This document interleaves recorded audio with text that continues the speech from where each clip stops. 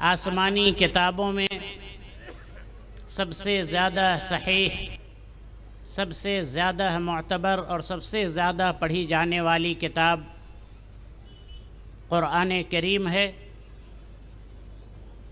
یہ انسانوں کے نام اللہ کا آخری پیغام، آخری سندیش، آخری نامہ اور آخری لیٹر ہے۔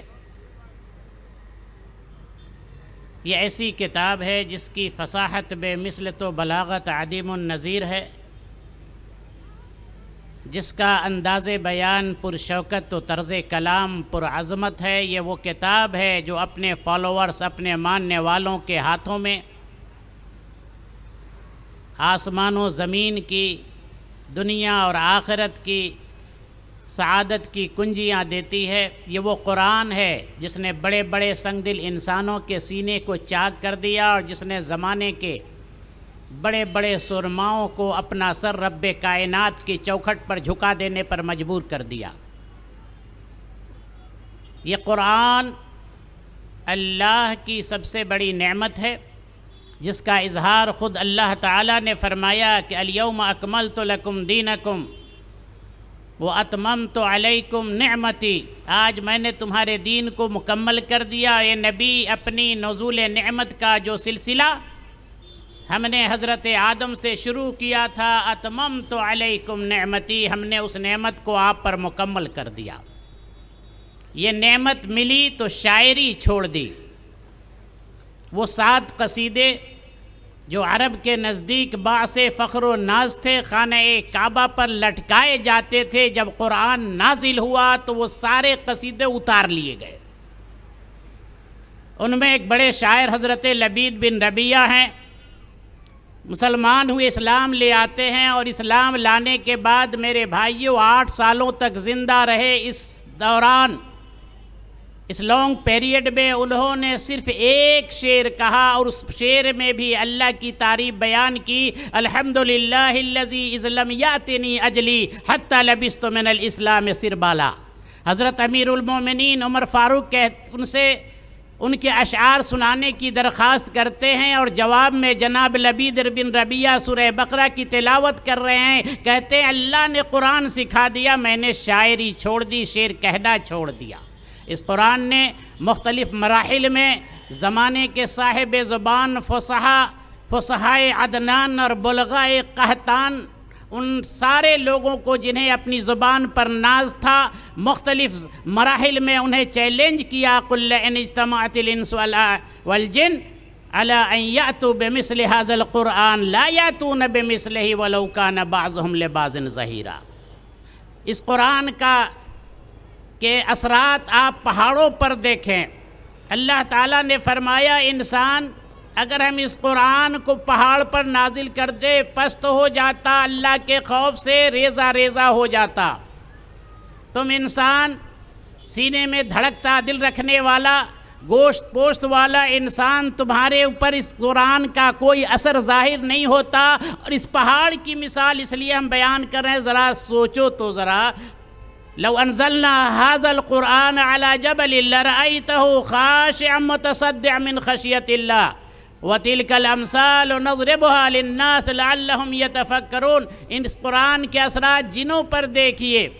جنوں کی ایک جماعت نے جناب محمد الرسول اللہ سے جب تلاوت قرآن کو سنا تو اس کے اثرات کا اندازہ لگائیے۔ قل اوحی الی انہ استمع نفر من الجن فقالوا انا سمعنا قرآنا عجبا یہدی الی الرشد فآمنا به ولن نشرک بربنا احدا۔ میرے بھائیوں، جب عرب کے وہ نوجوان جو شہوات میں غرق تھے، جو نشے میں بدمست تھے، شراب جن کی گھٹی میں تھی، زنا جس کی زندگی کا لازمی جز تھا، جو مردار کھاتے تھے، بتوں کی پوجا کرتے تھے، جب اسلام نے ان نوجوانوں کو قرآن سنایا تو پھر ان کی زندگی میں کیسی تبدیلی آئی، اس قرآن کے کیسے پاکیزہ اثرات ان کی زندگی پہ ظاہر ہوئے۔ وہ نوجوان اپنے سینے میں قرآن لے کر باطل کے ایوانوں کو کھٹکھٹانے لگے اور یہ کہنے لگے کہ ما جئت لأفتح البلاد وأظلم العباد۔ مسلم نوجوان دہشت گرد نہیں ہوتے، وہ کہتے ہیں کہ میں ملکوں کو فتح کرنے نہیں آیا ہوں، میں اللہ کے بندوں پر اتیاچار کرنے نہیں آیا ہوں۔ سنو، قرآن کے سائے میں پلنے والے یہ نوجوان آ گئے ہیں کس لیے؟ وَلَكِنْ جِئْتُ لِأَفْتَحَ الْقُلُوبَ لِلدِّينِ الْجَدِيدِ وَأَنْشُرُ الْعَدْلَ وَالْمَسَاوَاةَ وَالْمَحَبَّةَ بَيْنَ الْبَشَرِيَّةِ جَمْعًا۔ ہم اس لیے آئے ہیں تاکہ آپ کے دل کو اس نئے دین کو قبول کرنے کے لیے دل کے دروازے کو کھول دیں۔ ہم اس لیے آئے ہیں کہ اللہ کی زمین میں عدل و مساوات، محبت و رواداری کو پھیلائیں۔ معرکہ قادسیہ کے بعد اختتام پر حضرت سعد بن ابی وقاص رضی اللہ تعالیٰ عنہ نے امیر المومنین عمر بن فاروق کو لکھا کہ اس عظیم معرکے کو امیر المومنین ہم نے کیسے سر کیا، کیسے ہم نے فتح و کامرانی کے جھنڈے گاڑے، آپ کو پتہ ہونا چاہیے۔ ہم نے اس معرکے کو فتح کیا، اس کے پیچھے راز یہ تھا کہ ہم جنود اذا جن اللیل تسمع لهم القرآن دویًا کدوی النحل۔ ہمارے جو فوجی تھے یہ راتوں میں قرآن کریم کی تلاوت کیا کرتے تھے۔ اے امیر المومنین، آپ ان کی تلاوت قرآن کو سنتے تو ایسا محسوس ہوتا کہ شہد کی بھن بناہٹ آپ سن رہے ہیں۔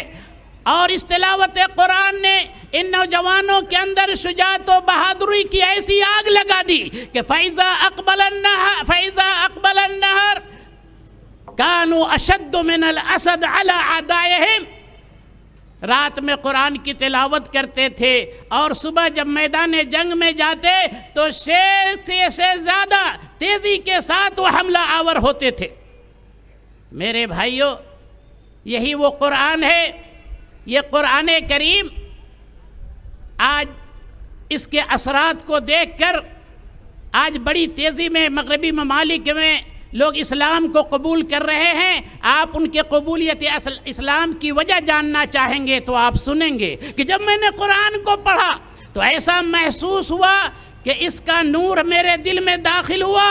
جب میں نے قرآن کی تلاوت کی تو ایسا سکون قلب ملا، میرے قلب کو ایسا سکون ملا کہ اس سکون قلب کو حاصل کرنے کے لیے ہم نے لاکھوں ڈالر خرچ کر ڈالے اور پوری دنیا کے چکر